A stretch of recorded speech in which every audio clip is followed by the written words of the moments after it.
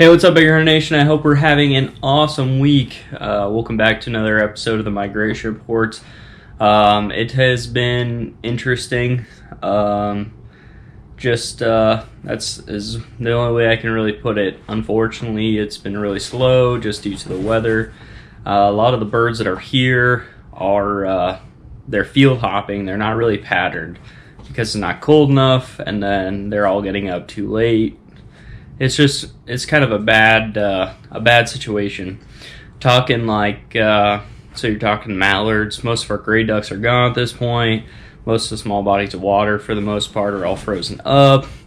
So really, you get down to mallards on rivers or lakes, or you got to pump somewhere. That's great, but that doesn't happen very often. So mallards wise, and there's a couple of zones in Nebraska that end this week, actually on Sunday, I believe, the 14th. Out west, they keep going till like the end of January for whatever reason, however that works out. But so you got about a week left in some of the zones. I think one of them down here is till the end of December, but it's getting kind of down to the end for them. A lot of the mallards right now, even if they are sitting on, quarries or big farm ponds and maybe a little bit deeper that are still open, they're just like the geese. We've got quite a few geese in the area that have migrated down, which is awesome. We've got a lot of fields that, they got a lot of ponds that have a few here and there.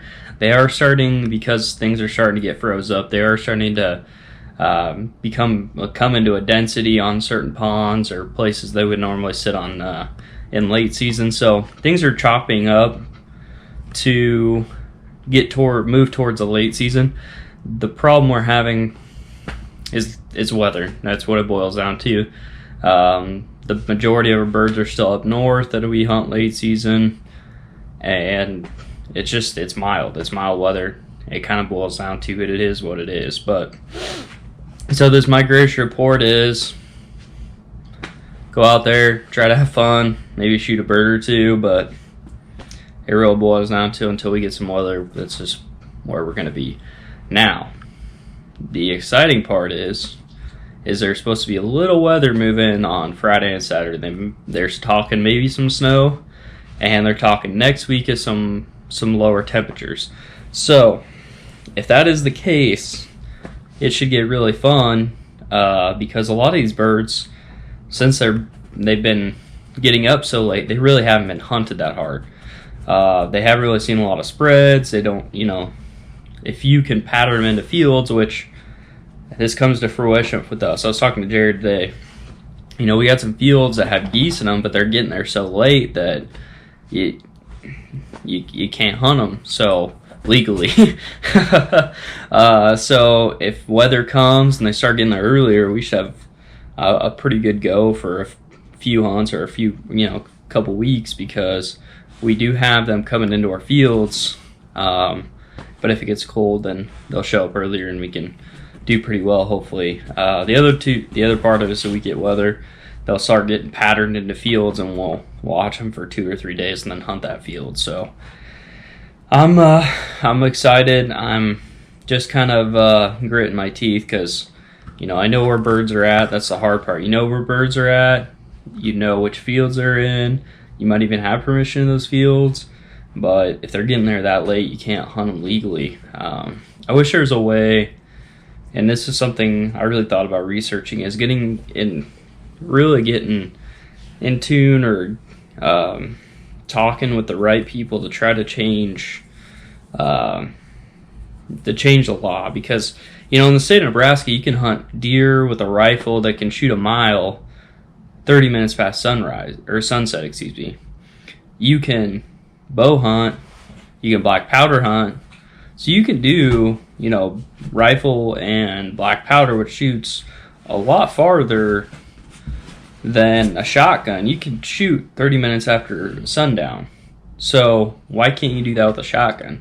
And a lot of the states that are down south can do that. So I could for sure say a lot of my hunts, goose hunting, could be completely different if we can hunt 30 minutes after sundown.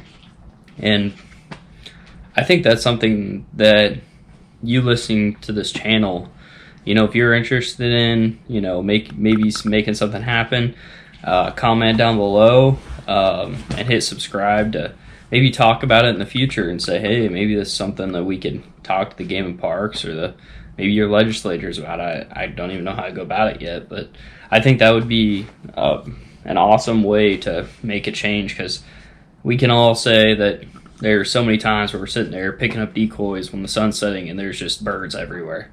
And it's so frustrating because not only did you put all the work in to do that, but you're not getting the success because you got to pick up. And not only that, you got birds that are trying to come into your field that you're educating because you're sitting there. So it's just all bad.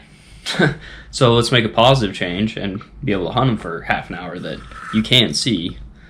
And so I guess it is what it is. But if you're wanting to make that change, like I said, comment down below. We'll see what we can do. That's kind of my migration report, just waiting on weather. It's not really birds, it's weather. So I'm hoping that changes in the next week. If it does, then success should hopefully follow. And looking forward to field hunting geese because, as like I said, I was talking to Jared, and we're probably, 6, 7, so we're about 7 or 8 weeks from the end of the season for goose hunting, February 14th, and we've shot 10 geese. I mean, that's mostly off our ponds or other geese coming in while we're duck hunting or whatever, but that's it. So hopefully that changes. But really excited about goose season and looking forward to the future. So, all right, guys. Thanks for listening. I appreciate your support. Hit that subscribe button. Helps me more than you know grow the channel. And looking forward to goose season. So, I'll see you guys next week for the migration report. Talk to you later.